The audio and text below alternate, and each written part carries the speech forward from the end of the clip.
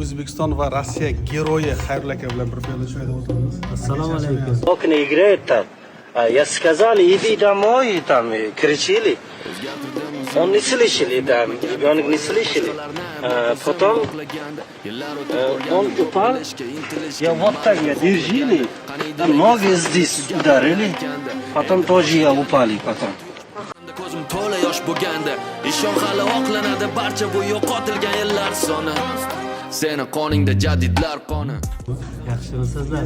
Geroy bo'ldingiz aka. Rahmat aka. Xudoni bir nazari tushgan inson ekansiz. Alhamdulillah. Shu chetda bir insonni saqlab qoldingiz hayotini. Rahmat. Malades. Mana haqiqiy o'zbek nimalarga qodirligini To'g'ri. o'sha narsani ko'rsatdingiz.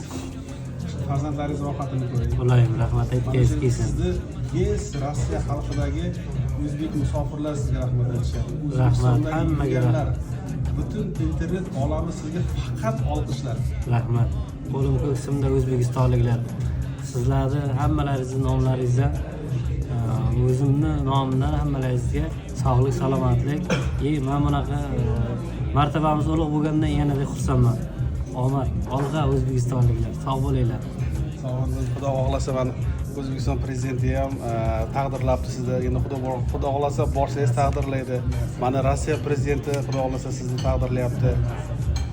Endi men juda ham xursandman. Masalan, bu YouTube sizniki, lekin men o'zbek bo'lganligim uchun bu narsadan xursandman. O'zbek qonimizda baribir. O'zbeklar bir qoni, bir tani, bir jon deganday, hammamiz bir tan, bir jonmiz. Hammalaringizga rahmat, akalar, ukalar, sog' bo'linglar sizlar. Bu videoni maksimal darajada tarqatish kerak. Mana shunday o'zbek o'g'lonlari dunyoda ko'paysin. Bosinglar.